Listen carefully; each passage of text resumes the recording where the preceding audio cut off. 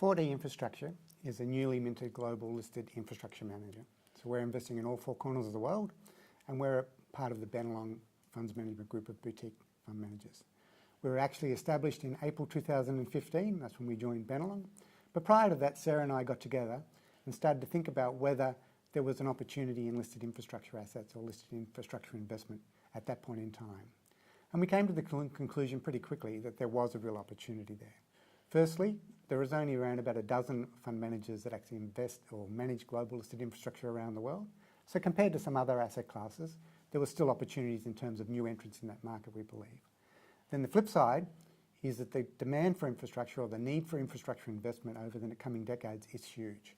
There's been a gross underinvestment around the world by governments in infrastructure over the last 20 or 30 years. Part of that's been a product of the GFC, where governments were focused on other areas, such as saving banks.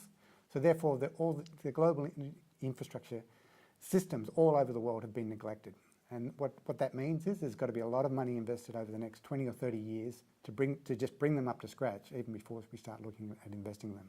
But because governments are still constrained with a lot of debt post-GFC, they can't fund all that infrastructure, and a lot of that infrastructure investment is going to have to be funded privately.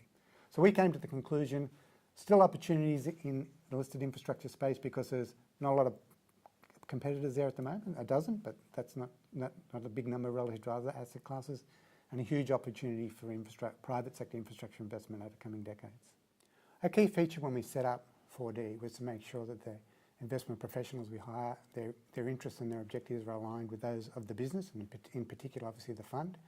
So we do that through two mechanisms. Firstly, all staff are eligible for equity allocations as part of the 4D business.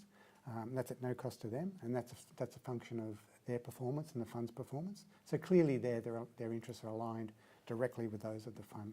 In addition, and on a case-by-case basis, they are eligible also for performance incentives on a yearly basis, again, subject to performance. So very clearly, all our key financial metrics for the analysts are clearly aligned with those of the fund.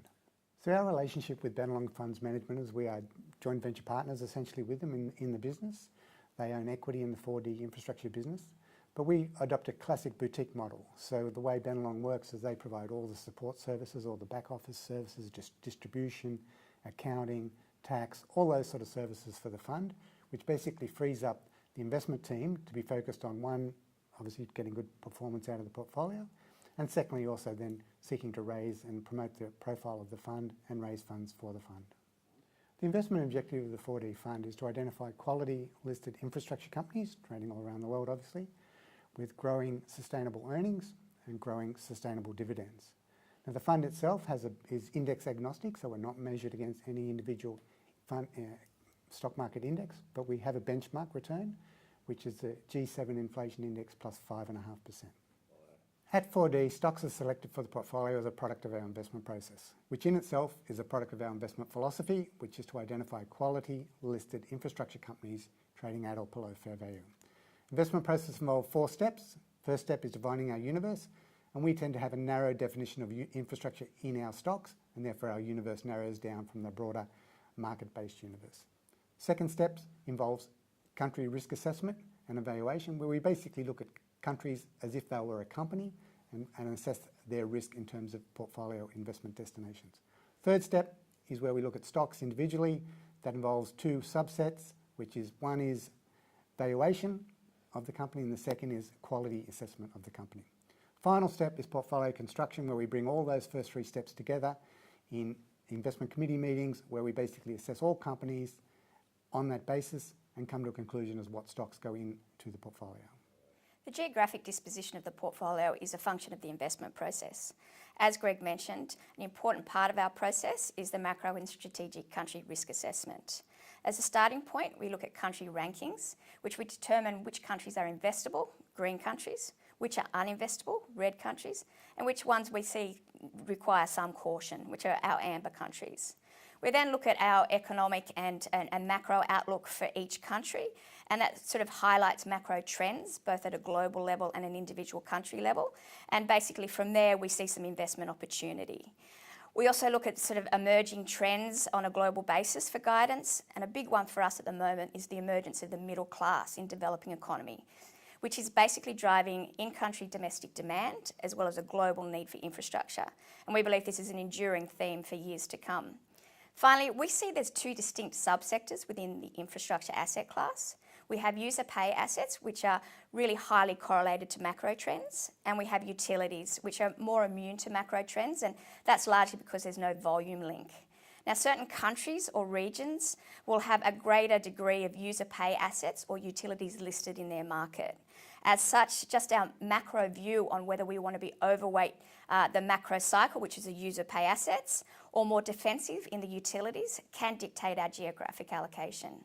As an example, in the United States, they have a lot of listed utilities, but very few listed user pay assets. As such, in down macro environments, we're going to be overweight the US just by the fact that we're overweight utilities. But by contrast, in very buoyant macro environments, we're going to be underweight the US just by the function, the fact that they don't have a lot of US user pay assets listed in the US. We see there's two very distinct subsectors within the infrastructure asset class. On the one hand, you have user pay assets, which are your toll roads, airports, railroads, and port companies, and these are highly correlated to macro trends. So when GDP is strong, the volumes will be strong in these assets.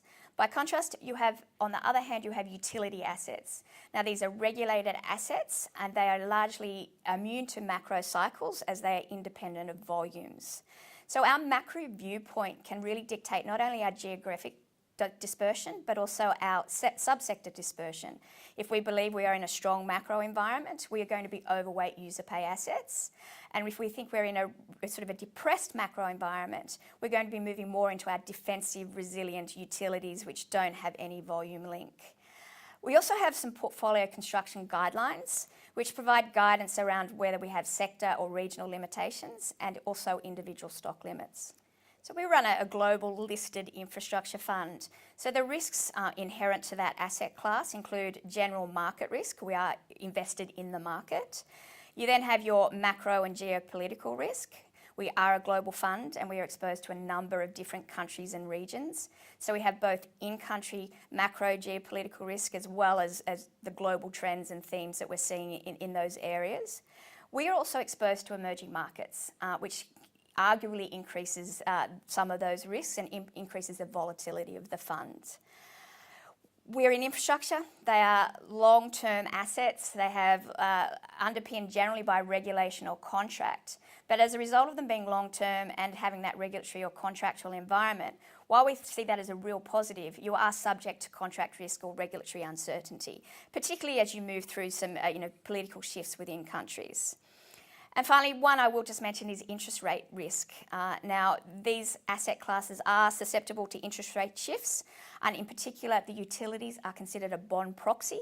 So when we see interest rates starting to move up, some of these assets can be sold off because they are considered to be a bond proxy. However, the regulatory environments of these assets are designed to adjust for interest rate moves over a period of time.